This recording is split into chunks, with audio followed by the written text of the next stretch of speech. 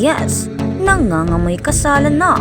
Kim at Paulo, binisto nila Jong Darin Chang Ami. Kim kinilig sobra. Kung bago ka lang sa channel na ito, huwag kalimutang mag-like, share, comment, and subscribe. Natuwa ang mga tagahanga habang sina Kim Chiu at Paulo Avelino ay nagsimula ng espekulasyon pagkatapos ng matamis na on-air moments kasama ang mga kaibigan. Patuloy na lumalago ang kagalakan sa loob ng Philippine entertainment community habang ibinabahagi ng mga tagahanga ni Kim Chiu at Paulo Avelino ang kanilang kagalakan at kuryosidad sa mga kamakailang pampublikong pakikipag-ugnayan ng mag-asawa, partikular na ang mga sandaling nasaksihan ng malalapit na kasamahan tulad ni Jong Hilario, Darren Espanto at grupo ni Vice Ganda kabilang si Ami Perez. Bagamat wala pang opisyal na anunsyo na ginawa, ang init at sensibilidad na ipinapakita sa mga kamakailang pagpapakita ay nagpasigla sa mga positibong talakayan sa mga taga-suporta. Ang mga pag-unlad ay malawak na pinag-uusapan online, lalo na sa mga matagal ng tagahanga na malapit na sumusubaybay sa mga profesional na paglalakbay kina Kim at Paulo. Sa halip na tumuon sa mga chismis, maraming taga-suporta ang nagdiriwang sa nakikita nilang tunay na kaligayahan, paggalang sa isa't isa at emosyonal na kapanahonan sa pagitan ng dalawang kilalang lala sa negosyo ng palabas sa Pilipinas. Mainit na suporta mula sa mga tagahanga sa buong henerasyon. Isa sa mga pinakapansin-pansing aspeto ng kamakailang online na pag-uusap ay ang pagkakaiba ng mga boses na nagpapahayag ng suporta. Ang mga tagahanga mula sa iba't ibang pangkat ng edad, kabilang ang mga senior citizens at pamilya, ay nagbahagi ng taos-pusong mensahe na pumupuri sa karakter ni Kim Chiu at sa paglaki ni Paulo Avelino. Bilang mga artista at bilang mga individual, binigyang diin ng maraming tagahanga kung paano si Kim Chiu, na madalas na tinatawag na prinsesa ng Chinita, ay patuloy na nagpapakita ng positibo at kagandahang loob. Mga katangiang nagpamahal sa kanya sa mga manonood sa loob ng maraming taon. Napansin din ng mga taga-suporta kung paano lumitaw na mas grounded at kalmado si Paulo Avelino na iniuugnay ito sa personal na paglaki at mas malusog na balanse sa pagitan ng trabaho at pribadong buhay. Binigyang diin din ng ilang komento na ang mga tunay na relasyon romantiko man o simpleng magalang na paggalang ay pinakamahusay na inaalagaan mula sa labis na pagsisiyasat ng publiko. Ang damdaming ito ay nagpapakita ng mas malawak na pagbabago sa mga tagahanga tungo sa pagpapahalaga sa privacy, kapayapaan ng isip at emosyonal na kagalakan. Sa patuloy na pampublikong kompromasyon, ang consistency at enduring appeal ni Kim Chiu, ang presensya ni Kim Chiu ay nananatiling mapagkukunan ng inspirasyon para sa kanyang mga tagahanga mula sa kanyang maagang pagsisimula hanggang sa kanyang kasalukuyang katayuan bilang isang respetadong aktres at host ng telebisyon. Napanatili niya ang isang reputasyon para sa profesionalismo, kababaang loob at pagsusumikap. Ang mga kamakailang online na post at mga tapat na sandali sa telebisyon ay muling nagpapaalala sa mga manonood kung bakit siya ay nananatiling minamahal. Itinuro ng mga tagahanga na ang kanyang likas na kagandahan, mainit na ngiti at pagiging tunay ay nananatiling hindi nagbabago sa mga nakaraang taon.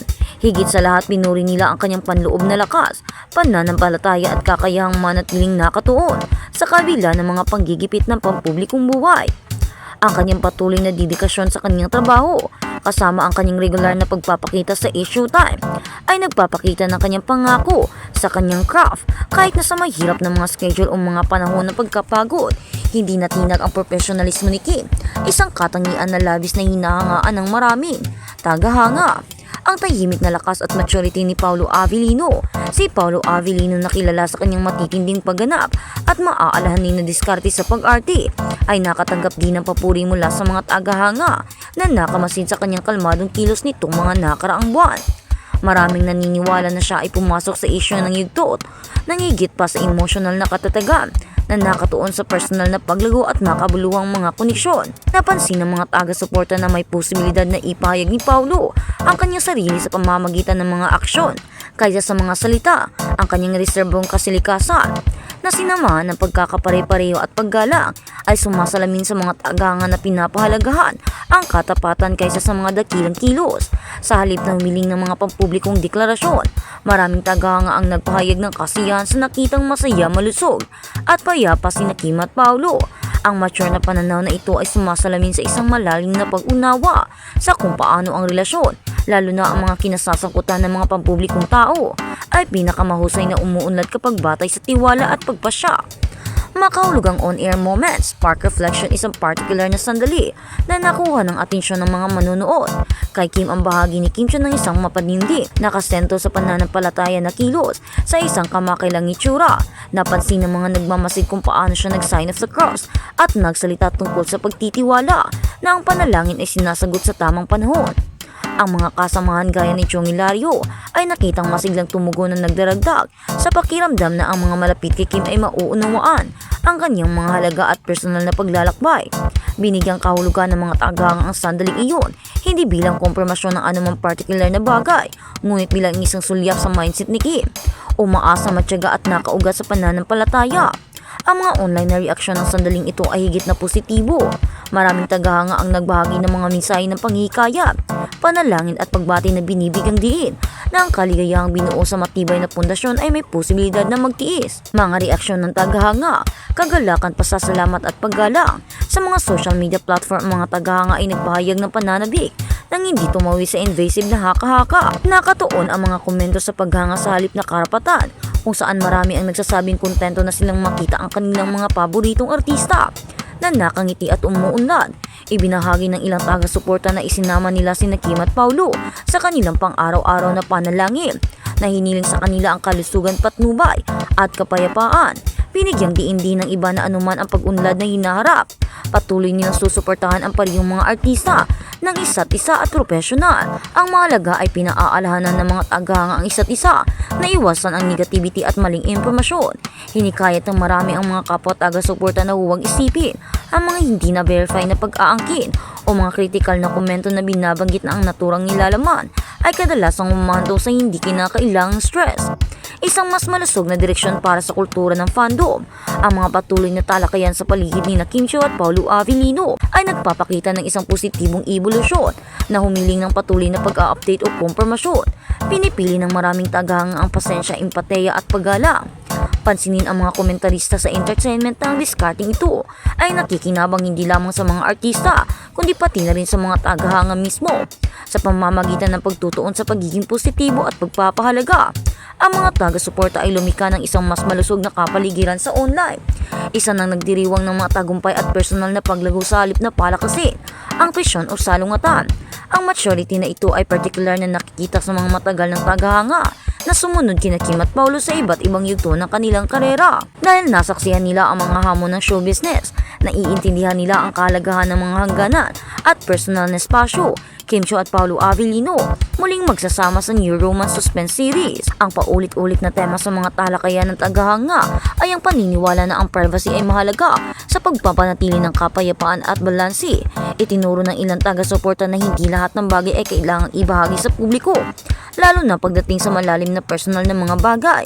Ang pananaw na ito ay umaayon sa lumalagong pagkikilala na ang pampublikong tao ay may karapatan sa mga personal na buhay na walang patuloy na pagsisiyasat. Maraming tagahanga ang nagpahayag ng tiwala na sina Kim at Paulo bilang mga nasa hustong gulang na may matibay na pagpapahalaga ay gagawa ng mga desisyon na tama para sa kanila. Sa halip na tingnan ang katahimikan bilang lihim, lalong tinitingnan ito ng mga taga-suporta bilang karunungan. Patuloy na suporta kay Kim Chiu at sa telebisyon sa gitna ng espekulasyon at pananabik, tiniyak din ng mga tagahanga ang isa't isa na si Kim Chiu ay nananatiling malalim na nakatuon sa kanyang papel sa issue time. Marami ang nagpahayag ng kumpiyansa sa anuman ang mga personal na milestone. Ang dedikasyon ni Kim sa kanyang trabaho at ang kanyang audience ay mananatiling hindi magbabago. Ibinahagi ng mga manonood kung paano nagdudulot ng kagalakan ang presensya ni Kim sa kanilang pang-araw-araw na gawain, lalo na para sa pamilya at senior fan na nakikita siyang mapagkukunan ng kaginawaan at positibo. Binigyang diin ng koneksyon na ito ang kanyang pangmatagalang epekto sa kabila ng entertainment. Umaasang may mga pag-asa at pasensya. Habang nagpapatuloy ang mga pag-uusap, karamihan sa mga tagahanga ay sumasang-ayon sa isang bagay. Walang pagmamadali, maaga man o huli. Ang mga anunsyo sa hinaharap ang pinakamahalaga ay ang kaligayahan at kagalingan ng mga taong nasasangkot. Bukod sa espekulasyon, binigyang diin din ng mga taga-suporta na sina Kim Chiu at Paolo Avellino ay nakakuha ng karapatang mag-navigate sa kanilang buhay sa kanilang sariling bilis. Ang kanilang mga karera na binuo sa talento at tiyaga ay patuloy na uunlad anuman ang mga personal na pag-unlad. Ipagdiwang ang kagalakan ng walang pipilitin ang sigasig na nakapaligid kina Kim Chiu at Paolo Avellino ay nagpapakita hindi lamang ng kuryosidad kundi ng tunay na pagmamahal mula sa isang fanbase na lang sa lumago sa tabi nila. Mga kamakailang sandali ng mga nakakabahaging ngiti, maaalani ng mga galaw at tahimik na suporta mula sa mga kaibigan ay lubos na nakatunog sa mga manunood. Sa halip na humingi ng mga sagot, pinili ng mga tagahanga na ipagdiwang ang kasalukuyan. Dalawang magaling na artista na mukhang kontento, grounded at sinusuportahan ng mga taong nagmamalasakit sa kanila. Sa isang industriya na madalas na minarkahan ng ingay at haka-haka, ang sama-samang desisyong ito na unahin ang paggalang at pananampalataya at pasensya ay namumukod tangi bilang isang bagay na talagang sulit na ipagdiwang. Kaya naman, abangan natin ang magiging susunod na update o kabanata tungkol sa mga isyong ito dito lang.